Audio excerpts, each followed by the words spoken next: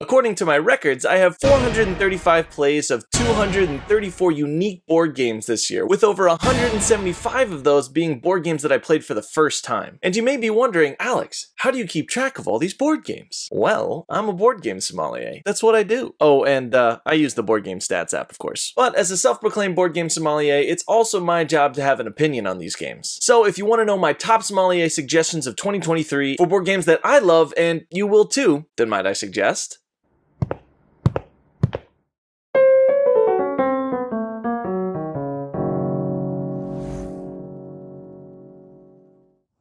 Hi, I'm Alex from Might I Suggest a Game, a channel devoted to helping you find your perfect board game. And today, like I mentioned before, we're going to be talking about my top sommelier suggestions for 2023. Now, if you've seen any of my rankings videos before, you'll know that I do things a little bit differently. Today, we're going to be talking about 6 different categories of games that I think deserve some recognition. The first category is my top table hogger, which is essentially the games that I played the most this year. Next up is my top game off the back of the shelf, which is a game that has been out for a while, but that I rediscovered this year and I really love. Next up is a new category, my top underrated gem. This one's pretty self-explanatory, but it's an opportunity for me to talk about games that I don't think got the hype that they deserved. Next up is a fun category. It's my top second date game. These are games that I played once this year that I really enjoyed and I want to get to know better. And the last 2 categories are the top new game in my collection and my top overall game of 2023. This year, I'm not just going to be talking about my top game in these categories either. I've got a list of 3 games for each category that I think deserve to be talked about, and even though these honorable mentions don't officially win the category, they're still games that definitely deserve to be suggested. Anyways, I'm really curious to hear your end of year list, especially as it pertains to these categories. So while you're watching, don't be afraid to drop your favorite games of 2023 down below in the comments. And while you're there, don't forget to hit subscribe and that little bell button so you can get notified when I post new content. Anyways, 2023 has been a crazy year for board games, so let's jump right into it. Will one of my top games for this year be the perfect game for you? Let's find out, shall we?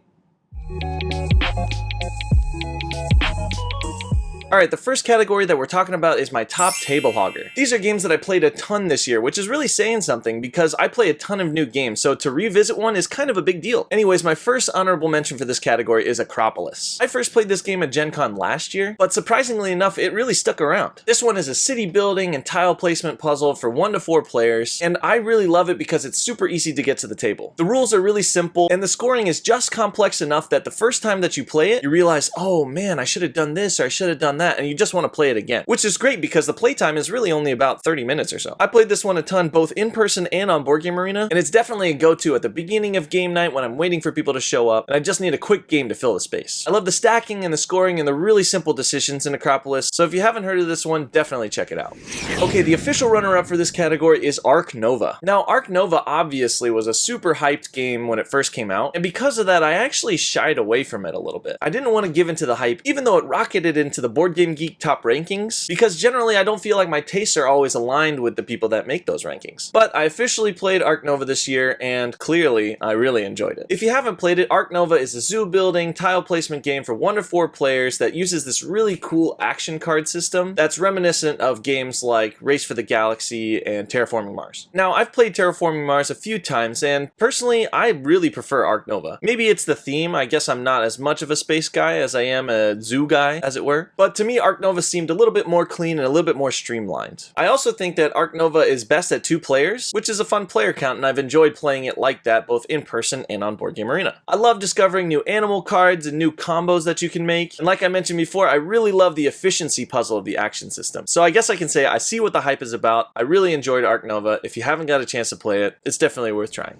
Anyways, out of all the games that I played this year, the one that I got to the table the most and the one that I loved the most was Challengers. Challengers is a King of the Hill deck building game for 1 to 8 players, and that 8 player count really is the kicker for me. I love to have a game night and invite as many people as possible, so I'm always looking for games that have a higher player count. And in fact, I think Challengers plays best at 8. There's something about this game that really appeals to me. I love that the concept of the game is super simple. I mean, it's basically just like war. You're flipping over cards from your deck blindly until you beat your opponent and grab the flag, and then they're trying to do that, and the flag goes back and forth until somebody wins the round. I also love the round robin format of it. It's such a great social experiment, especially when you're playing with 8 players. I got this one out to the table on my birthday this year when I had a bunch of people over for games, and it was an absolute hit. But I think the thing that I love the most about Challengers is that it encourages you to really play it over and over again. I mean, it's really kind of a mini simulator of a classic trading card game like Magic or Pokemon, where the more you know the cards, the better off you're going to be. So every time that I play challengers, I'm always trying out different synergies and different combos, but all of these are based on the cards that I draw, which adds such an interesting challenge and a twist every time you play. I mean, there's definitely combos that I like better than others, but I can't guarantee that they're going to show up for me. So you really have to learn how to adapt on the fly if you're going to win this game. I think the combination of the simple rule set and the variations on synergy that reveal themselves over time make this game one of my all-time favorites this year, and one that I'm constantly suggesting to new players. Plus, I know I've been mentioning this a lot, but the adaptation on Board Game Arena is pretty slick. Man, how do I get Board Game Arena to sponsor me? Anyways, I love this game. I'm so happy I have it in my collection, and I can't wait to play some of the new Challengers expansions that they're coming out with. So if you're looking for a fun and easy to learn game for a bunch of people that has a surprisingly deep amount of strategy and just enough luck that anyone can win, then might I suggest Challengers.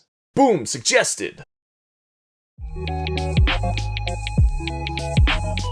Alright, the next category is my top game off the back of the shelf. These are games that are a little bit older, but that I rediscovered this year and deserve to be dusted off and played a little bit because, honestly, they're so good. Usually in these lists, people just focus on the games that came out this year, so I want to give a little bit of love to some of the older games too. Anyways, my first honorable mention is Eminent Domain. This is a really simple, streamlined deck building game for 2 to 4 players that came out in 2011, and I played this one a ton with my brother-in-law Ryan, who really likes this game, but now that they have a Board Game Arena adaptation, man, I cranked through a ton of this game this year. As far as deck building goes, I'm usually not a huge fan, but there's something about Eminent Domain that really streamlines the process and makes each play a little bit different. I mean, you essentially start with the same cards unless you're playing with the expansions, and you can kind of have a similar strategy up front, but the different planets that you acquire throughout the game really change the type of technology cards that you can gain, which can totally shift your strategy halfway through. Honestly, when somebody's suggesting a deck builder, I probably will take Eminent Domain over many of those, just because of how quick and streamlined it is. If you haven't tried this one and you see it at your local game store, don't be afraid to pick this one up. Even though it's a little bit older, I promise you it's so good.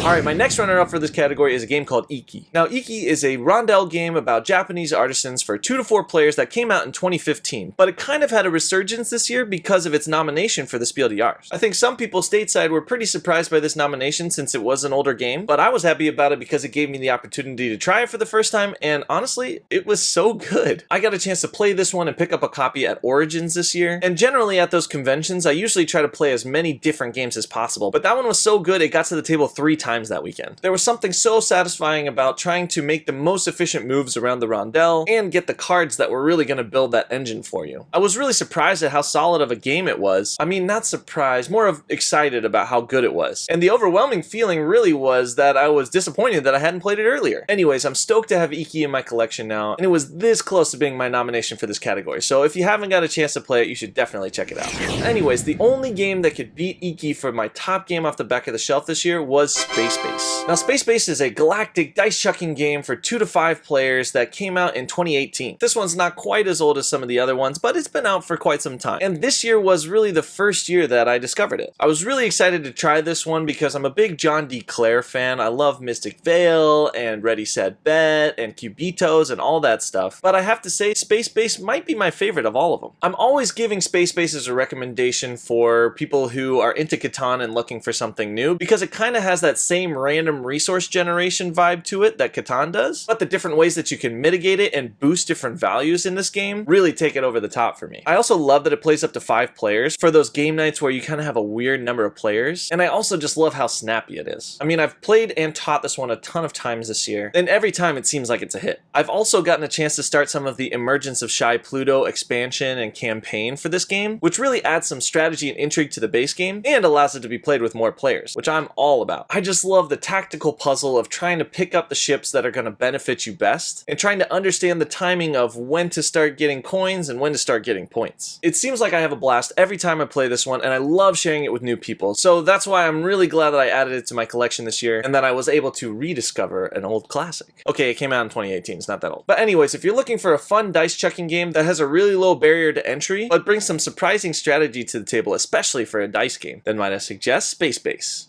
Boom, suggested!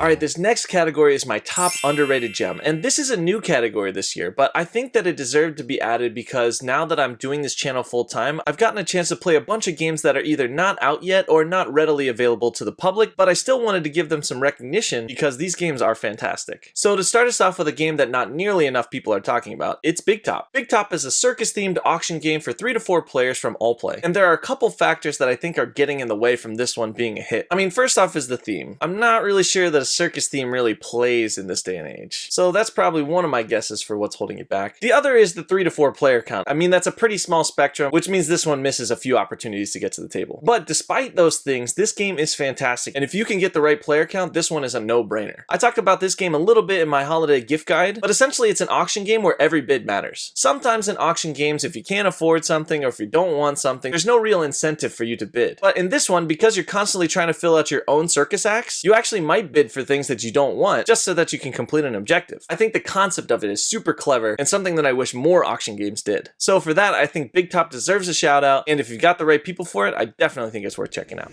The next one up is a really clever trivia party game for 2 to 16 players called CDSK. Now there's a couple of things holding this game back too. I mean, first of all, the title, nobody really knows what it means, although if you play the game, you know that it's an acronym for the different categories in the game. But also generally, I don't think the box really screams trivia game, or party game for that matter. But once you get past those factors, this game is a blast, and one that I feel like I've brought to every get-together since I picked it up. Again, I talked about this one in my holiday gift guide as well, but essentially it's a trivia game where you get to decide how well you know the category before you have to answer a question. I think that concept is brilliant. Personally, I think this game is better than Trivial Pursuit, and more exciting for that matter, but I think it just suffers from a lack of recognition. So here I am, recognizing it. If you haven't played CDSK and you really like trivia games, then definitely check this one out. You will not regret it. Anyways, these two games are great, but nothing really compares to how underrated and how much of a gem the winner is. It's Infiltrators. Now, Infiltrators was a game that I came across on one of those Gen Con preview lists on BoardGameGeek, and I was instantly taken in by this really cool spy-themed art. And then when I found out it was a cooperative deduction game, I was totally sold. I love cooperative games, I love deduction games, and I just needed to get my hands on a copy. Little did I know that this game was made by a publisher in Hong Kong, and this game is basically unfindable in the US. Luckily enough though, I was able to get a hold of them at Gen Con and procure myself a copy, and to be honest, I have not stopped playing it. If you want a description of Infiltrators, it's kind of like The Crew meets Love Letter, where you have these quick, limited communication rounds, but you're also trying to determine each person's hidden card, kind of like Love Letter. The simplicity of the rules really contrasts with the leaps of deduction that you have to make in the game, and this one is both challenging and exciting at the same time. It also comes with a booklet full of missions, kind of like the logbook in The Crew, that make the challenges in each round totally different and surprisingly difficult. I also really love the way you give clues in this game. You can either play a card from your hand in front of you to give people a clue about what your card is, or you can give a card to someone else to get a clue about their card. If you put the card horizontal, that means it doesn't match anything on your card, and if you put the card vertical, that means it does match something on your card. And this system, even though it seems so simple, is definitely enough to get the information that you need, as long as you're really clever about it. This game is an absolute must-have for people who like logic and deduction games, and I really am praying that it gets picked up by US publishers so that it can have bigger distribution in the States. But as it stands now, even though it's difficult to get, I definitely think it's worth it. Plus, I mean, you get this really cool golden gun in it. I mean, that alone is worth the price of admission. So if you're looking for a really awesome cooperative deduction game that feels like if The Crew and Love Letter had a baby and his name was James Bond, then might I suggest Infiltrators.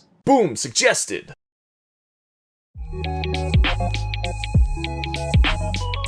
The next category is my top second date game, which is kind of a fun category. It's all about games that I played one time this year that I really would like to get to know a little bit better. Kind of like a second date. Anyways, the first honorable mention on my list is Sail. This is another small box trick-taking game from Allplay, but it's cooperative and it plays with 2 players only. I think cooperative 2-player games are kind of hard to find, although I may or may not have another one on my list later. And I love a good trick-taking game, so I was really excited to check this one out. And I'll tell you, me and my wife, when we played it, we had a blast. I will say, this one is definitely trickier than it looks, and we definitely did not win on our first go-through. But once we started to see some of the strategies about when to play cannons, when to kill Kraken, when to sail forward, and everything like that, the seas became a little bit clearer. I really enjoyed my first play of this game, and the challenge and the different scenarios in it make me want to go back for more. Plus, we've now also procured the expansion, which apparently makes things a little bit easier, which I'm definitely not opposed to. So if you really love trick-taking games, because I think that you kind of need some trick-taking experience to enjoy this one, and you love a good cooperative game, then you should definitely checkout sale.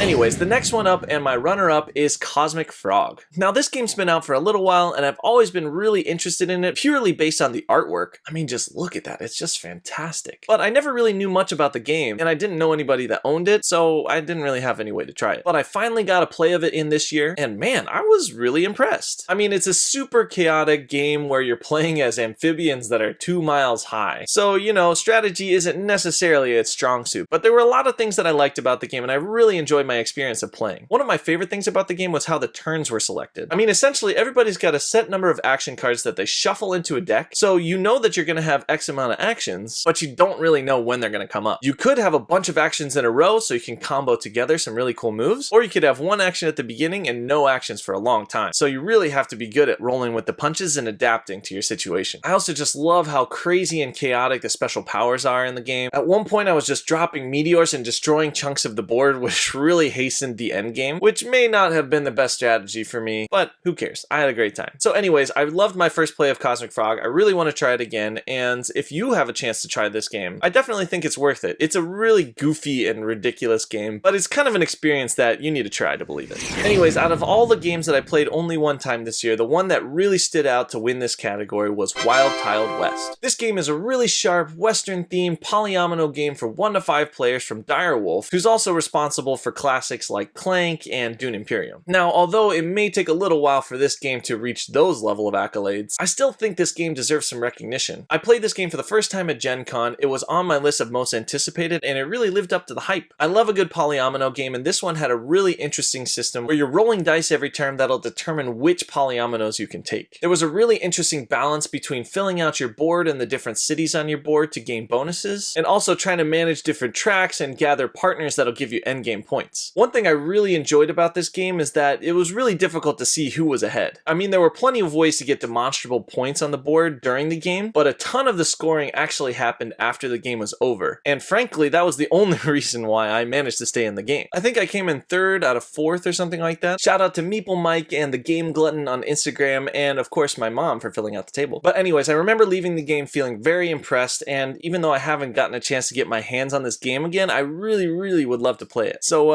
if you know someone from Direwolf, put in a good word for me. But anyways, this game ticked a lot of my boxes, as it were, and I can't wait to get to know it a little bit better. So if you're looking for a really clever polyomino game that's got some great components and many paths to a Wild West victory, then might I suggest Wild Tiled West. Boom! Suggested! Alright, the second to last category is my top new game in my collection. This one's pretty self-explanatory, but there's a difference between games that I've enjoyed and games that I actually think are worth buying a copy of. And that's why I like to do this category. Anyways, my first honorable mention for this category is Castles by the Sea from Brotherwise Games. This one is a fun and super tactile sandcastle building game for 1 to 4 players that I have found myself pulling out at tons of different game nights. I mean, one thing that I really like about this game is it's kind of a showpiece. I mean, the art in the game is fantastic, and the components, those big wooden blocks, just are super fun to play with and really great to fidget with as well. The game itself is really solid, and because of the different structures and hazards and objectives that you can get, every game feels totally different. Plus, there's just something so satisfying about building these little sandcastles on the board. It really feels like some sort of kid's toy or something, and it really hit me in the nostalgia. So if you're looking for a nice showpiece in your collection that looks great on and off the shelf, and whose gameplay is really fun to boot, then definitely check out Castles by the Sea. Anyways, the next one, the runner-up on my list, is Fit to Print. Again, I talked about this a little bit in my holiday gift guide, but this one is a fast and clever tile placement game for 1 to 6 players about woodland creature journalism. I mean, first off, I want to shout out the theme. This one is just great and super cute and really gets people excited to play it. But I think the main thing that I wanted to shout out about this game is I think it really nails the real-time aspect. Generally, my reaction to real-time games is only so-so. I mean, I generally like the built-in chaos of a real-time game, but most of the time I feel like the rules in these real-time games are kind of hard to keep track of, so that when I play it, I end up feeling like I'm cheating or something, and that's never a good feeling. But where Fit to Print shines is it really breaks down the rules into some very simple increments, and there are also some checks on those rules each round to make sure that even if you've made a mistake, it won't really affect the gameplay. I'm really glad to have this one in my collection because, kind of like Castles by the Sea, this is one that I love showing to new players. Even though on your first try you kind of feel like you're floundering a little bit, it's still a really fun puzzle, and every once in a while you find someone that's really good at it. And I'll tell you right now, that person is not me. But I've really enjoyed my plays of Fit to Print, and I think at that price point, with the quality of the components and the art and and the theme and just all of the gameplay included, I think you could do a lot worse. So if you like real-time games, or even if you don't really like real-time games but you like woodland animals or you like journalism or something like that, you should definitely check this game out. Anyways, the last one on my list, the winner of this category and the game that I'm super stoked to have in my collection is SkyTeam. I told you I was going to have another cooperative 2-player game on this list. SkyTeam is a cooperative airplane flying game for 2 players only that is just so good. Like I mentioned before, this cooperative 2-player genre is kind of underrepresented, so I'm hoping both with Sail and with SkyTeam we're going to see more of those games pop out. But I mean, in general, if you went to any conventions this year or if you saw any coverage from those conventions, you can see that this one was so popular, and for good reason. The game itself is just so streamlined. You just roll your dice and place them one at a time. But the twist of you not being able to communicate during the round really adds this bit of tension that I think really makes the game. I also think that with cooperative games and with 2-player games, if you just play the same scenario over and over again, it starts to get kind of old. But the amount of content for this game, even in just the base game box, is incredible. I mean, there's tons of different scenarios that you can do and new challenges that you can add, and most of them are pretty much modular, so you can start to make your own scenarios as you play. I mean, the challenges in the game range anywhere from having a busy airport that you need to call into air control to clear all the planes out of, to your engines catching fire, to just having an intern on the plane that you need to train or something like that. But each one presents a unique scenario, and I just really love the way that they integrated all of that and made it feel super thematic to boot. I have absolutely loved every play of SkyTeam that I've had, and it's no wonder the lines have been out the door at conventions for this one. And I'm just glad that I was able to pick up a copy for myself. So if you're looking for a great 2-player game with tons of different scenarios and replayability in the box, which I think a lot of publishers should take note of, and a really simple dice placement puzzle that ends up being surprisingly strategic, then might I suggest SkyTeam. Boom! Suggested! Alright, you made it to the final category, the granddaddy of them all. It's my top overall game of 2023. Now, like I mentioned before, I played a ton of games this year, so having to sift through all of these games and really pick out the ones that stood out to me was super difficult. But I managed to whittle it down to 3 titles, and of course, only one can win. So let's get into it. My first honorable mention in this category is a game that's been getting a ton of hype recently. It's Heat Pedal to the Metal. Again, this is a game like Ark Nova that really had a meteoric rise in the Board Game Geek rankings, which immediately made me skeptical of it, but I didn't hold out as long as I did for Ark Nova, and I got a chance to play it this year, and honestly, I get it. Heat Pedal to the Metal is an old-timey racing game for 1 to 6 players that I think really streamlines what a racing game should be. Generally, I really do enjoy racing games, but in most racing games, there always seems to be that element of luck that makes your ability to win or lose not feel totally in your control. In Heat Pedal to the Metal, though, it really feels like a good strategy and some well-timed card play can really mitigate your luck and make you feel like if you get that checkered flag, you really earned it. I also really love that there's tons of ways to catch up in the game, which is another gripe I have of your typical racing game. Sometimes you get behind early and it feels like there's no way that you can catch up and you're just kind of playing for 4th place or something like that, which really feels bad. But in Heat Pedal to the Metal, there's tons of ways that you can push yourself, or that you can get a slipstream, or that you can cool off your engine. That's really a benefit for you not being in 1st place and can allow you to make a really big turn later in the game that can catapult you into a higher space. In this game, it really feels like no one's ever out of it until someone crosses the finish line. And I think that is a really amazing feat for a racing game. So anyways, this game was great. I really enjoyed my plays of it, and I can't wait to play it more next year, but unfortunately, it was not my favorite game this year. Anyways, moving on to my runner-up for this category, it's actually another racing game. It's Thunder Road Vendetta. Now, Thunder Road Vendetta is a super chaotic death race, Mad Maxian style game for 2 to 4 players that I just think is unlike anything that I've ever played before. I have loved every single play of this game because it is just chaos from the get-go. I mean, kind of your goal in the game is to be bumping off of different people, shooting them with your guns, trying to get them to explode, running into hazards, pushing your luck, and all of this stuff. And so because the game is so chaos-based and there's a lot of dice rolls and random flipping and things like that, you can't really take it too seriously, which I didn't think that I was going to like, but I actually loved. I mean, this is basically the antithesis of Heat Pedal to the Metal. Obviously, there's some strategy involved in where you place your cars and when you decide to run into people, and there's plenty of risk management that needs to happen during the game. But at the end of the day, if you roll good, you can have good things happen, and if you roll bad, then bad things happen, and that's kind of just how the game goes. The one thing that I think it does really well, though, is they work that into the theme. I mean, if cars didn't blow up in Mad Max, it wouldn't be Mad Max, right? And actually, I love that the endgame trigger is just when somebody is fully eliminated. Generally, player elimination isn't my favorite mechanic in games, but because that triggers the end of the race, it it makes everyone really focused in on finishing the game as quickly as possible. I mean, this game is just an absolute experience. You're on the edge of your seat. You never know what's going to happen in between your turns. And if you get lucky enough to cross the finish line first, man, I just feel like you're laughing to yourself because you know that you must have dodged 100 bullets. Thunder Road Vendetta is one of those games that I just feel like everyone should have an opportunity to play. And when you play it, don't try to win, just try to have fun. I think if you get a chance to play it and you go into it with that mindset, you're going to have an absolute blast and you're going to be wondering why more games aren't like this. So if any of that sounds good to you, you should definitely check this one out.